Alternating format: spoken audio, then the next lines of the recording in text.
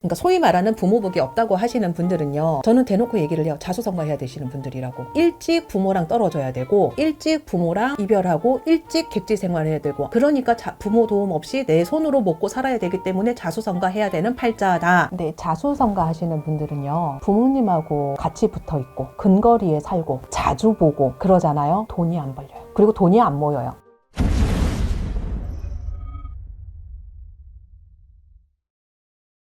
옛날에 그 신점이나 이런 거를 보러 가면은 그런 얘기를 한대요. 부모복이 있어서 아니면 부모복이 없어서 네가 이렇게 됐고 뭐가 이렇게 됐고 뭐 이렇게 얘기를 한대요. 요즘에 제가 좀 생각이 좀 많이 변하고 있는데, 그 부모복에 있는 기준이 꼭 부모님이 뭐를 물려주시고 재산이 많아야지 부모복이 있는 걸까요? 옛날에 그 기준은 부모가 어느 정도 가진 재력이 있어서 자녀들한테 뭐를 해줄 수 있고 없고 그거를 부모복이라고 했는 것 같아요. 근데 저는 그렇게 생각을 안 하거든요. 부모복하고 자수성가 하시는 분들하고 제가 요거를 좀 이어서 얘기를 하고 싶은데, 그러니까 부모님하고 떨어져서 살아야 되는 팔자들이 있는 거 아세요? 근데 이게 옛날의 기준에서는요, 먹고 살기가 힘드니까 부모 아래에서 크지 못하고 옛날에는 남의 집에 양녀로 가거나 양자로 가거나 아니면 남의 집에 식모로 가거나 그런 시대가 있었잖아요. 얼마 전까지. 그래서 부모랑 떨어져 살아야 되는 분들. 근데 봐요. 남의 집에 양자로 가든 양녀로 가든 자식으로 가는 경우들은 많지는 않았고 대부분 이렇게 일하는 건데 양자 양녀의 이름으로 가기는 했잖아요. 말만 양자 양녀인 거지 사실 돈 벌러 가는 거잖아요.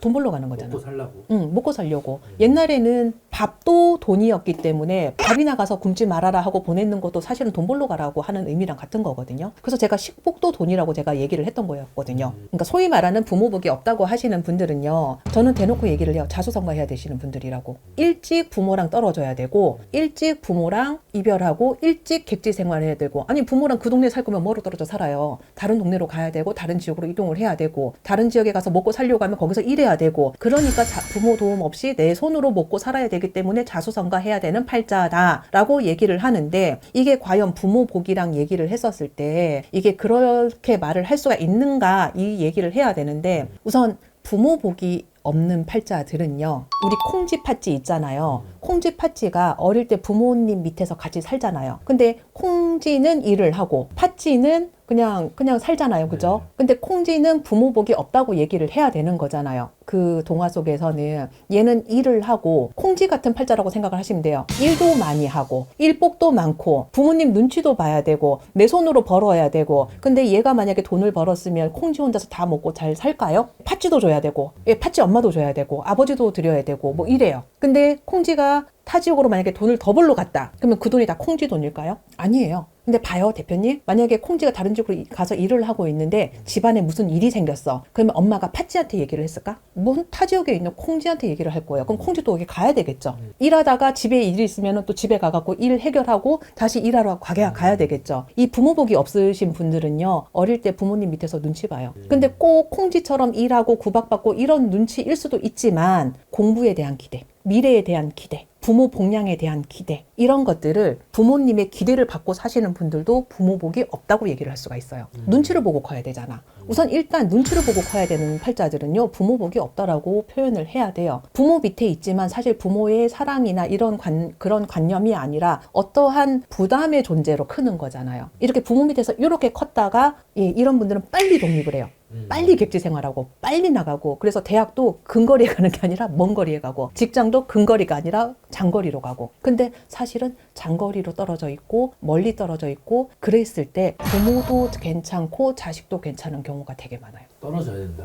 떨어져야 돼요. 근데 요즘에 시대가 변했잖아요. 그래서 관습이 조금 바뀌어서 이런 팔자들은요, 저는 조금 다르게 해석을 해드려요. 요즘에는 중학교도 기숙사 학교인 경우가 많죠. 그래서 이렇게 부모랑 떨어져서 살아야 되는 경우는, 근데 부모 자식 간의 궁합도 사실은 잘 맞지 않아, 이런 경우들은. 그러니까 부모님도 불편해, 사실은. 애도 불편하지만. 이런 경우들은 아이가 중고등학교를 기숙사에 있는 학교를 가면은 조금 더 도움이 되더라. 이런 팔자들은 시대가 변했기 때문에 유학을 가도 도움이 되더라. 이런 경우는 부모님하고 굳이 같이 가가지고 거기 가서 안달복달하고 싸우고 있느니 아이 혼자 가는 게 낫더라. 꼭 일을 해야 되는 게 아니라 부모 자식이 떨어져 있었을 때에 사실은 부모의 운하고 자식의 운하고 충돌이 돼서 깨지는 경우가 더 많아요. 그러면 너도 안 되고 나도 안 돼. 그럴 바에는 서로 좀 떨어져서 잘 되고 그 운을 서로 상생시키고 상승시키고 그게 중요한 건데 꼭 부모 자식이 붙어 있어야지 잘 되는 건 아니더라.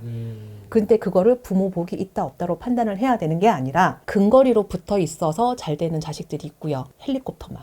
아이가 어려서 다 해주는 게 아니라 나이가 40, 50이 돼도 헬리콥터만처럼 이렇게 해줘야 되는 분들이 있어요. 그런 분들은 붙어 있어야 되는 게 맞고요. 근데 떨어져 있어야지 잘 되는. 나 얘랑 맨날 싸워요. 나 얘랑 있으면 뭐 자꾸 그래요. 애가 뭐 그러는 거 아닌데요. 나 쟤는 도대체 이해를 할 수가 없어요. 근데 이게 따져보면은 부모 자식 간의 궁합에 떨어져 있어야 잘 되시는 분들은 그런 분들이더라. 그래서 주변의 시선을 생각하는 게 아니라 이런 분들은 과감하게 학교를 독립시키고 내 지역을 독립시키고 좀 관습을 좀 변화하면은 이런 분들이 조금 괜찮죠. 근데 자수성가 하시는 분들은요, 부모님하고 같이 붙어 있고 근거리에 살고 자주 보고 그러잖아요. 돈이 안 벌려요. 그리고 돈이 안 모여요. 부모 복하고도 제가 같이 얘기를 하는데 부모 복이 없으신 분들은 결국엔 자수성가해야 되시는 분들이거든요.